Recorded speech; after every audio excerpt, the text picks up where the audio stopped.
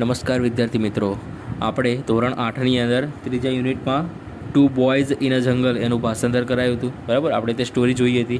હવે આજે આપણે તેની નીચેની એક્ટિવિટીઝ જોઈશું અને તેના પ્રશ્નો જોઈશું. ઓકે, ચાલો. પહેલું છે mark true or false for these sentences. બરાબર, સાચું કે ખોટું આપેલા વાક્યો માટે સાચું ખોટું ટીક કરો. Use T for true and F for false. સાચા માટે ટી લખો, ખોટા માટે ફોલ્સ લખો. તો અમિત લીવ્સ ઇન આસામ. અમિત આસામમાં રહે છે તો ફોલ્સ, કેમ કે અમિત ડાંગમાં રહેતો હતો, ગુજરાતમાં રહેતો હતો. Bhupen and Amit are friends. Bhupen અને અમિત એ મિત્રો હતા તો હા ટી, સાચું, true. Gir forest is famous for lions. ગીરનું જંગલ એ સિંહો માટે પ્રખ્યાત છે તો પણ true. Assam lies in the north east of India. Assam એ ભારતના ઉત્તર પૂર્વ ભાગમાં રહેલું છે. આસામ એ ભારતના ઉત્તર પૂર્વ ભાગમાં રહેલું છે તો ટ્રુ, સાચું. Amit and Bhupen were walking along the Brahmaputra river. Amit and Bhupen were walking along the Brahmaputra river. Amit અને ભૂપેન એ બ્રહ્મપુત્ર નદીની સાથે સાથે ચાલી રહ્યા હતા તો સાચું, ટ્રુ. બરાબર, ચલો પછી જુઓ. Write who said and who લિસન્ડ.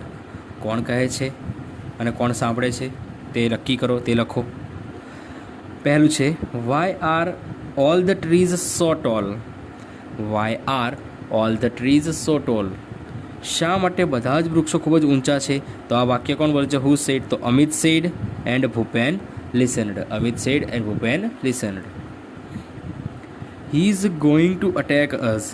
He is going to attack us. તે આપણી ઉપર હુમલો કરવા જઈ રહ્યું છે તો આ વાક્ય ભૂપેન બોલે છે. હુ સેડ તો ભૂપેન સેડ. તો કોણ સાંભળે છે? અમિત લિસન્ડ. શું આવશે? Amit લિસન્ડ. Will we C any elephants.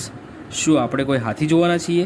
તો આ વાક્ય બોલે છે અમિત બોલે છે અને ભૂપેન સાંભળે છે. કોણ સાંભળે છે? ભૂપેન સાંભળે છે.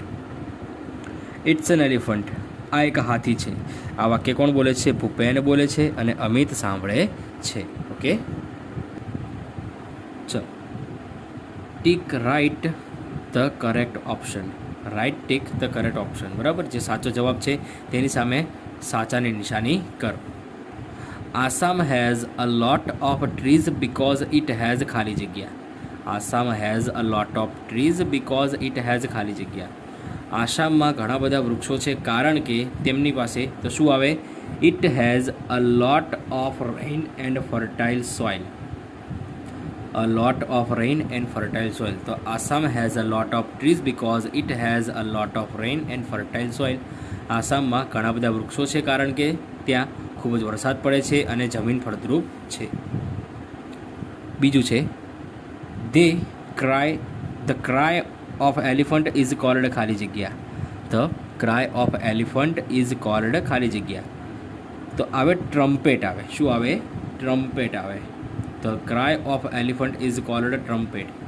હાથીના અવાજને ટ્રમ્પેટ કહેવામાં આવે છે. હાથીના અવાજને ટ્રમ્પેટ કહેવામાં આવે છે. Okay. Which organ of elephant is the most powerful. Which organ of elephant is the most powerful. કે કયું અંગ અથવા તો કઈ વસ્તુ એ હાથીમાં સૌથી શક્તિશાળી હોય છે? આમાં બે વસ્તુ છે. તમે નોઝ પણ લખો પણ ટ્રંક પણ લખી શકો. બરાબર, કેમ કે આમાં ઓર્ગન આપ્યું છે તો નોઝ આવે, કારણ કે ગાઈડની અંદર અહીં પાર્ટ આપ્યું છે તો પાર્ટ આવે તો એનું અંગ થયું તો એમાં ટ્રંક આવે. બરાબર, એટલે એમાં કન્ફ્યુઝન થાય છે. એટલે ટ્રંક અને નોઝ તમે ગમે તે લખશો એ સાચું પડશે. ઓકે, ઓર્ગન આવે તો નોઝ, પાર્ટ આવે તો ટ્રંક. ઓકે. ચોથું છે Bhupen made a loud voice with ખાલી જગ્યા. Bhupen made a loud voice with ખાલી જગ્યા. તો વિથ અ પેપર બેગ. શું આવશે? With a paper bag. Bhupen made a loud voice with a paper bag. ભૂપેને પેપરની કોથળી દ્વારા મોટો અવાજ કાઢ્યો હતો. અમિત લાઇવ્સ ઇન ખાલી જગ્યા. અમિત લાઇવ્સ ઇન ખાલી જગ્યા. તો અમિત ક્યાં રહેતો હતો? ગુજરાતમાં. ગુજરાતના ડાંગ જિલ્લામાં. ક્યાં રહેતો હતો? ગુજરાતમાં. ઓકે, ચલો હવે આપણે સવાલ જવાબ જોઈશું. Answer these questions. ચલો, ઈ છે આન્સર ધ ક્વેશ્ચન્સ. સવાલોના જવાબ આપો. પહેલો સવાલ, which tree leaves are glossy. Which tree leaves are glossy. કે કયા વૃક્ષના પાંદડા એ સુવાળા હતા? તો the leaves of the banana plants are glossy. The leaves of the banana plants are glossy એટલે કે કેળના જે પાન હતા, કેળના વૃક્ષના જે પાન હતા તે સુવાળા છે. બીજું છે what did Bhupen tell about Assam. ભૂપેને આસામ વિશે શું કહ્યું હતું? તો Bhupen said that Assam gets a lot of rain, the soil is fertile and so they have thick forests. ભૂપેને એવું કહ્યું હતું કે આસામમાં ઘણો બધો વરસાદ પડે છે, ત્યાંની જમીન ખૂબ જ ફળદ્રુપ છે અને તેથી તેમને ત્યાં એટલે કે આસામની અંદર ખૂબ જ ગાઢ જંગલો આવેલા છે. ત્રીજું છે Amit was excited because. Amit was excited because. Amit આતુર હતો કારણ કે પછી ખાલી જગ્યા because he heard the trumpet of elephant. He heard the trumpet of elephant કે તેણે હાથીનો અવાજ સાંભળ્યો હતો. ચોથું what did Bhupen pull out of his back.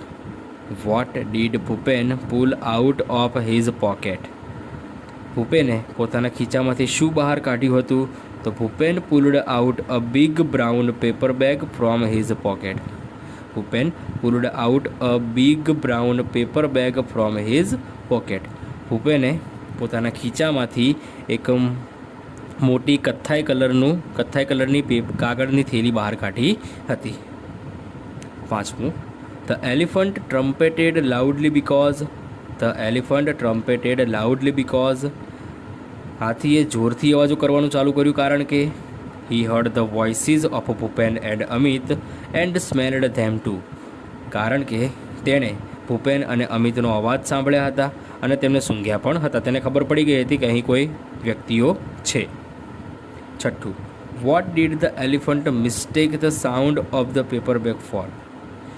What did the elephant mistake the sound of a paper bag for કે હાથીને paper બેગનો અવાજ જે કાગળની કોથળી હતી તેનો અવાજ કોના જેવો લાગ્યો? ધ એલિફન્ટ મિસ્ટુક એટલે આવ્યું કેમ કે મિસ્ટેકનું અહીંયા ટેકનું ટૂંક થઈ ગયું. મિસનું મિસ, ટેકનું ટૂંક થઈ ગયું. અહીંયા ભૂતકાળમાં પ્રશ્ન પૂછ્યો હતો, આપણે જવાબ પણ ભૂતકાળમાં લખવાનો.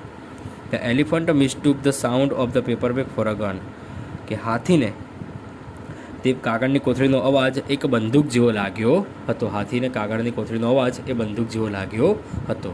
ચલો બરાબર, અહીંયા સુધી રાખીએ છીએ આપણે સવાલ જવાબ. બરાબર, તમને આની PDF મળી જશે.